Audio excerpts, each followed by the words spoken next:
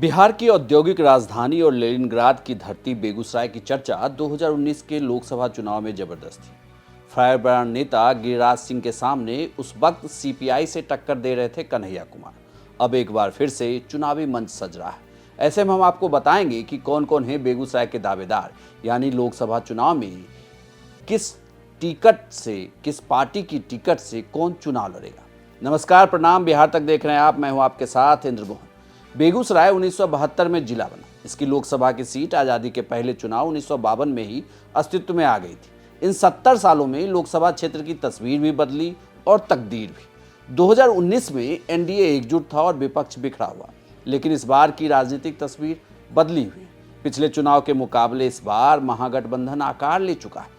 पिछली बार जो एनडीए के साथ थे, इस बार इंडिया में है। 2024 के लोकसभा चुनाव तक बंधन मजबूत रहा, तो इसमें दो राय नहीं कि एनडीए और महागठबंधन के बीच कांटे की टक्कर देखने को मिलेगी। हालांकि मुकाबला कितना जोरदार होगा, ये प्रत्याशियों के चुनाव पर भी निर्भर करेगा। साथ ही इसमें एक मजबूत आधार जातीय समीकरण होगा। जातीय सर्वे की रिपोर्ट आने के बाद उम्मीदवार की जाति चुनाव के लिए काफी प्रभावी होगा। हमने बेगूसराय के 3 बड़े पत्रकारों से ये जानने की कोशिश की कि उनके अनुसार कौन कौन है बेगूसराय के लोकसभा चुनाव के दावेदार। केंद्रीय नेतृत्व जो आजकल कुछ मुद्दे आ रहे हैं, उम्र आधारित मुद्दे, अगर उसमें कहीं पर कुछ तय कर ले तो उस हिसाब से अगर गिरिराज सिंह हटे तो अगर उनके नाम पर कुछ विचार करने की आवश्यकता होगी, तो उसके बाद फिर राकेश सिन्हा यहाँ पे लगातार दौरा कर रहे हैं और उनके समर्थक उन्हें दावेदार भी मानते हैं। एक और दावेदार के रूप में जो पिछले लोकसभा चुनाव में 2019 के लोकसभा चुनाव में दावेदार के रूप में थे, रजनीश कुमार, राष्ट्रीय मंत्री रह चुके हैं, विधान पार्षद रह चुके हैं, तो वो भी एक दावेदार हैं। महागठबंधन से कौन लोग? महागठबंधन से सबसे मजबूत दावेदारी अगर होगी तो हमारे हिसाब से सीपीआई यहाँ पे दावेदारी करेगी। अगर महागठबंधन में आती है सीपीआई और वो चाहेगी कि बेगूसराय सीट उसे मिले, क्योंकि वो स्वभावतः यहाँ पे दावेदार है। अगर बिहार में कहीं पर वो अपनी दावेदारी करेगी तो बेगूसराय ही करेगी। और ऐसी परिस्थिति में शत्रुघ्न बाबू का नाम, शत्रुघ्न प्रसाद सिंह, जो एक बार यहाँ से सांसद भी बलिया से रह चुके हैं, उनकी दावेदारी बनती है। वैसे अभी जिला मंत्री हैं अवधेश राय, वो भी अपने आप को दावेदार मानते हैं। तो 2 लोग हैं। चुनाव को लेकर सभी पार्टी अब दमखम आजमाना शुरू कर दिया। एनडीए में ही कम से कम 4-5 प्रत्याशी हैं, महागठबंधन में 2-3 प्रत्याशी लगातार अपना जगह जगह पे लोगों से जनसंपर्क शुरू किए हुए हैं।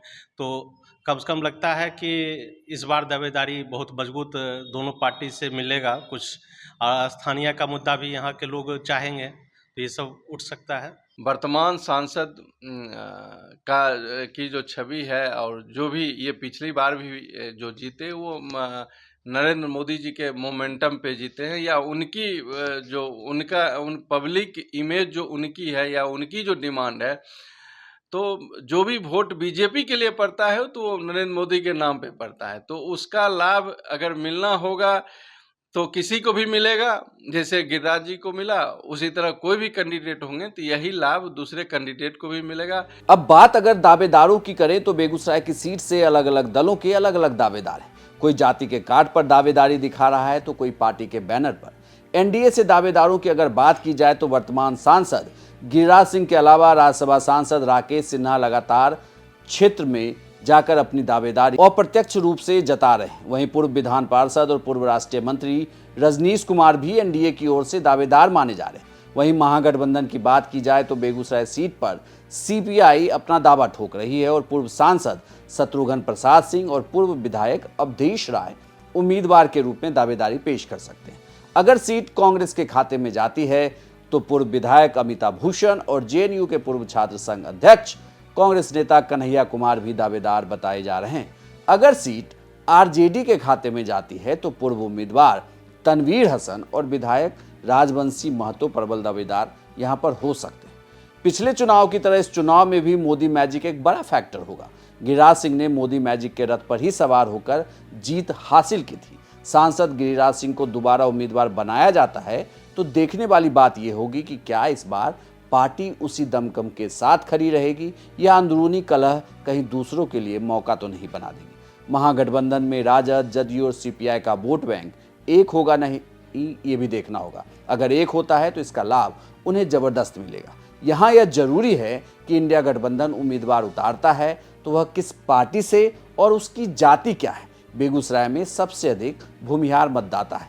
जातीय समीकरण की बात करें तो बेगूसराय लोकसभा सीट पर 5 लाख से अधिक भूमिहार मतदाता हैं। मुस्लिम 2.5 लाख से अधिक हैं। 2 लाख से अधिक कुर्मी कुशवाहा, 1.5 लाख से अधिक यादव हैं। यदि जातीय आधार पर ध्रुवीकरण होता है तो बीजेपी के सामने इसे पाटने की जबरदस्त चुनौती होगी। दलित वोट भी चुनाव के दृष्टिकोण से बहुत अहम है। गिरिराज सिंह का टिकट पर दावा सबसे मजबूत है, हालांकि वो संसदीय क्षेत्र में लगातार रहते नहीं हैं। आमतौर पर लोगों से मिलना जुलना भी उनका काफी कम है। इसको लेकर लोगों में नाराजगी भी है। अब देखना है कि यहाँ से दावेदारी जो नेता गाहे बगाहे अपनी ठोक रहे हैं उनमें से टिकट मिलता किसे है। इसके अलावा कुछ और भी शख्स हैं जिनके चुनाव में उतरने की बात कही जा रही है, लेकिन उसके लिए थोड़ा और इंतजार करना होगा। यह खबर बेगूसराय से सौरभ ने भेजी है और कैमरे के पीछे सिद्धार्थ है और आपके लिए इसे मैंने पढ़ा।